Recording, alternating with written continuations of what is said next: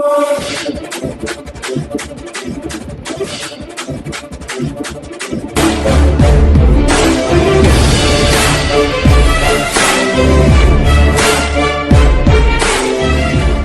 प्यारे हिंदुस्तान न्यूज 24/7 में आपका हार्दिक स्वागत है। खबर रोहतक से युवा विरोधी तानाशाही खट्टर दुष्यंत सरकार के खिलाफ हरियाणा के युवाओं की आवाज बुलंद कर रहे हैं। सांसद एवं कांग्रेस के राष्ट्रीय महासचिव रणदीप सुरजेवाला को सुरजेवाला लिखेंगे पत्र। प्रदर्शनकारी मेडिकल स्टूडेंटों ने काले बैज लगाकर जताया विरोध। हरियाणा में शिक्षा के निजीकरण और बांड पॉलिसी के विरोध में मेडिकल छात्रों के प्रदर्शन का समर्थन करने रोहतक पीजीआई पहुंचे सुरजेवाला। सांसद कांग्रेस के राष्ट्रीय महासचिव रणदीप सुरजेवाला ने कहा, प्रदर्शनकारी छात्रों पर वाटर कैनन, लाठीचार्ज और गिरफ्तारी कर क्रूर प्रहार कर रही है खट्टर दुष्यंत सरकार। हर बच्चे को 7 साल तक सरकारी नौकरी देने के रिवर्स बांड दे खट्टर सरकार। आदमपुर उपचुनाव के हार पर साधी चुप्पी। रोहतक पीजीआई में चले मेडिकल स्टूडेंट के धरने पर समर्थन देने पहुंचे बीएसपी के प्रदेशाध्यक्ष एडवोकेट गुरमुख सिंह। में शिक्षा के निजीकरण और बांड पॉलिसी के विरोध में छात्रों के प्रदर्शन का समर्थन करने और तानाशाही युवा विरोधी खट्टर दुष्यंत सरकार के खिलाफ हरियाणा के युवाओं की आवाज बुलंद करने सांसद कांग्रेस के राष्ट्रीय महासचिव रणदीप सुरजेवाला रोहतक पीजीआई पहुंचे।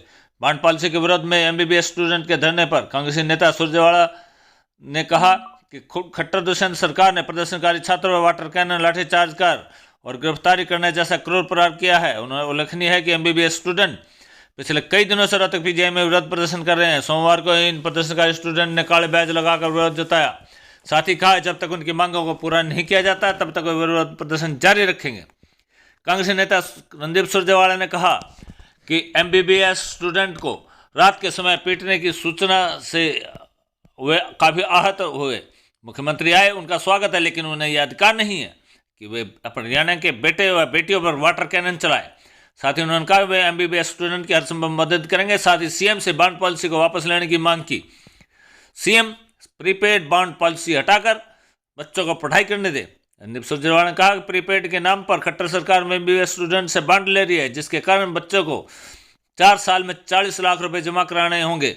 ऐसे में बच्चों के माँ बाप 40 लाख रुपए कहाँ से लेकर आएंगे? जिन बच्चों ने मेरिट के आधार पर सरकारी मेडिकल कॉलेज में दाखिला लिया था, लेकिन उन्हें सड़क पर लाकर छोड़ दिया।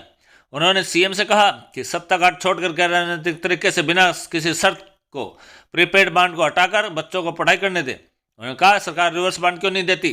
क्या मुख्यमंत्री मनोहर खट्टर यह कर देंगे कि वे हर बच्चे को 7 साल तक सरकारी नौकरी देंगे? या तो सरकार नहीं दे रही।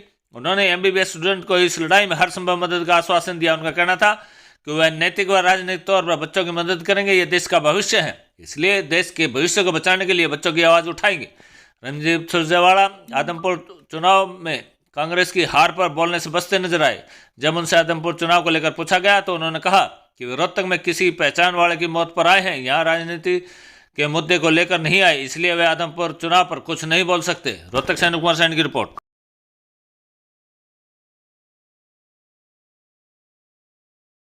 खट्टर सरकार जिस प्रकार का जुल्म ढा रही है हरियाणा और पड़ोस के राज्यों के उन सारे बच्चों के ऊपर जो क्या करना चाहते हैं, केवल सरकारी इंस्टीट्यूशन में दाखिला लेकर एमबीबीएस की शिक्षा प्राप्त करना चाहते हैं।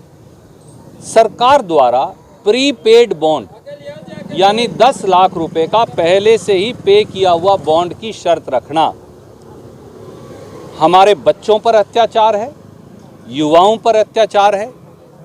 सरकारी शिक्षा को खत्म करने का अगर मैं ये कहूँ षड्यंत्र है तो सही शब्द होगा।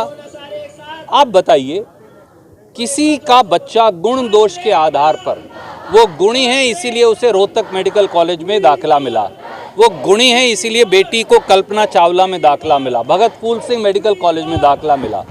सरकारी इंस्टीट्यूशन में फीस कम है, हम सब जानते हैं, 80,000 रुपया सालाना फीस है। तो कोई किसी का माता पिता सिक्योरिटी गार्ड है, कोई ड्राइवर है, कोई किराने की दुकान चलाता है, कोई पत्रकार है, कोई और नौकरी पेशा काम करता है, 80,000 रुपया वो दे देता है ताकि बेटा या बेटी डॉक्टर बन सके। 10,80,000 सालाना फीस अगर हो जाएगी यानी 40 लाख एक और 3,20,000 रुपया एक, 45 लाख रुपया में अगर डॉक्टर बनना हो तो वो कैसे बन पाएगा? इसलिए ये बच्चे अपनी वेदना को उजागर करते हुए आज यहाँ बैठे हैं धरने पर। मैं एक परिवार में दुर्घटना हुई इसलिए आया था।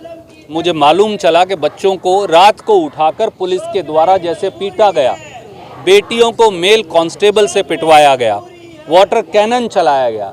ये अन्यायपूर्ण बात है, घृणित है और किसी भी मुख्यमंत्री और सरकार के लिए शर्मसार होने की बात है।